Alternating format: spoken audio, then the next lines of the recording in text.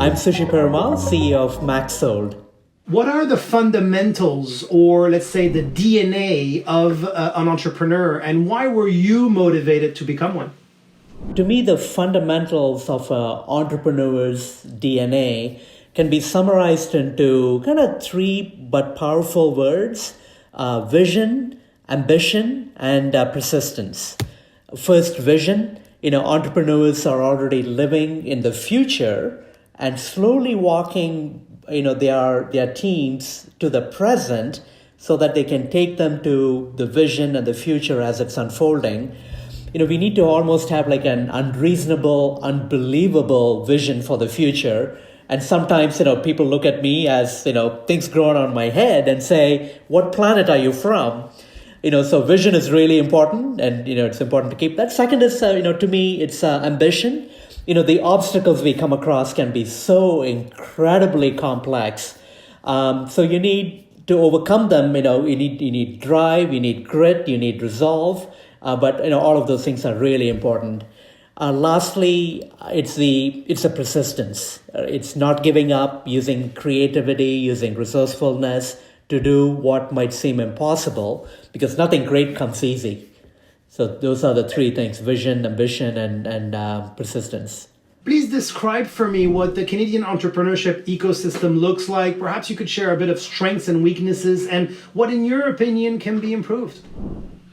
Let's start with the strengths first. The greatest strengths that we have in the Canadian ecosystem is the incredible diversity.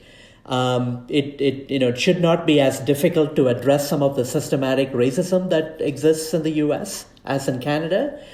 So CEOs and entrepreneurs, put diversity first, and that's an incredible strength that we have.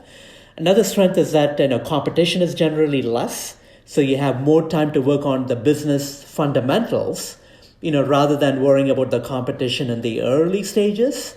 And but we can't let that make us complacent, right? We need that pressure to be able to always striving for higher. And in terms of weaknesses, I don't think we think big enough. So we are apologetic. It's a bit of a cliche, but it's true. Like, we are apologetic. We don't think as big, and we don't have those grand visions. So it's very Canadian to kind of fly under the radar, and that's got to change. This sense entrepreneurs need to change as well in not flying under the radar, but coming out with our bold, grand visions, and announce how amazing we are, and proclaiming that we need to inspire confidence in this world so that we can build the capital and other things that's required to achieve the grand ambitions, because it does take capital, it does take a team to make those things happen. Another weakness is perhaps the funding environment in Canada. It's not as large as it is in the US, and we all know that. So increasing investments in businesses that are seed stage and help entrepreneurs kind of scale their ambitions, and trust that entrepreneurs will overcome all the obstacles, and we need more money to be able to make up for the time that we can potentially lose in terms of how we can get to scale up. Can you please list the three main challenges that you have experienced in Canada? The cultural aspects is absolutely the number one thing, is being able to come out and say, here's my vision, and not having to apologize for that vision. And the second is the funding ecosystem, being able to say, here's my vision, and it is going to take $100 million to fund this. And, saying we'll figure it out, we'll make it work. And the third, an important one is VCs and others being able to trust that entrepreneurs saying, yeah, you know what, I'm going to write this check and they'll figure it out, without having detailed plan, detailed projections, detailed everything. There's going to be a ton of obstacles that we're going to have to overcome, but trust that that'll get figured out. So what would be your message ultimately to government, to the investment community, to perhaps also Canada's large, incumbent companies to help address those challenges that you have? Entrepreneurs are a funny breed. We don't ask for help. that's probably another weakness. So we don't ask government to say, like put up your hand and say, I need help. So it's almost, governments should almost go out of their way to make that message clear that they are there to help. Because, entrepreneurs, the one thing that they hate the most is paperwork, bureaucracy, and all the things that need to happen in order to get government help. And I know there's lots of programs out there. So it's, the regulatory environment kind of needs to be aligned to not create hurdles for entrepreneurs to be able to access those programs. Protecting consumers and employees is, of course, extremely important. So we need to have the governments kind of keep that up. The support mechanism that came into place extremely quickly during the COVID days. We didn't make use of those benefits, but clearly, we don't operate in a vacuum. We operate in this greater ecosystem of businesses, individuals, families, children, all of these things coming together. So we really appreciated how fortunate we are to operate in such an incredible country where the government takes care of its citizens. So that needs to continue to happen. With governments, there's so much support. They do make it easier to get foreign students into the country. Train in Canada. We need them to stay in Canada. We pride ourselves in attracting these students, because when you go into universities, it's such a great mix of cultures. It's incredible. But when you go out to the workforce, you're like, why isn't it as diverse as we see it at universities and colleges in Canada? So there's something missing there. We are attracting great students to go into our amazing institutions, but after they graduate, we need more support, on helping them, integrating them into the workforce.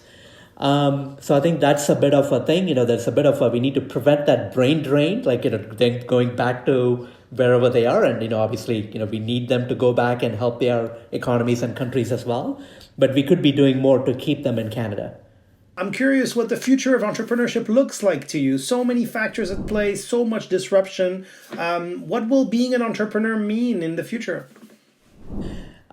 We have some incredible entrepreneurial role models in Canada that are household names that are globally known, like Shopify.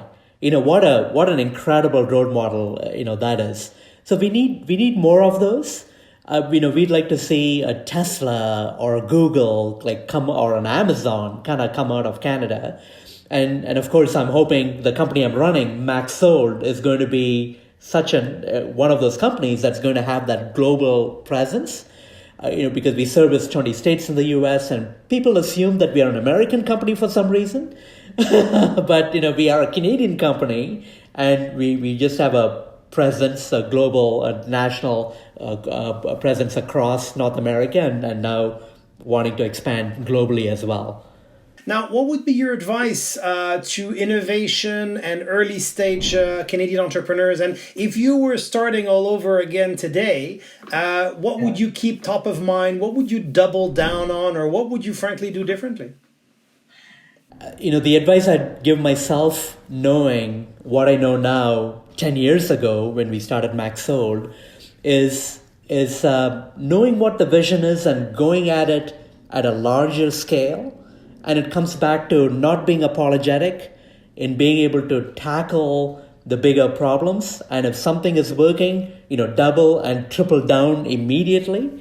And anything that's not working, figuring it out way quicker than it took for us to get to figuring it out, because there's so much resources and and support that's out there from incredibly smart people. All we need to do is ask, saying, hey, I'm stuck with this problem. How did you solve it? And it's getting access to those networks is what I would say, is the advice I would give myself 10 years ago. It's like, how do you get faster, at building those networks so that we can solve problems faster and we can also go at the problems we are trying to tackle at a much larger scale, so that we can be bold about the bigger picture, the resource requirements that is going to get there, and it all comes down to execution, which is like the hardest in the world. And masters are, and entrepreneurs are masters at getting things done without excuses, and that's what it takes at the end of the day. And the advice is simply knowing what I know now, with knowing that as an entrepreneur, we are a unique breed of getting things done. Is just going at it, making things happen at a much faster pace. If you had only 30 seconds to pitch either a person or a group of your choice, the Prime Minister, entrepreneurs, investors, anyone you want, and your objective is to improve the Canadian entrepreneurship ecosystem, who would you choose to pitch, and what would you say in under 30 seconds? Who I'd like to pitch, it would be to everyone.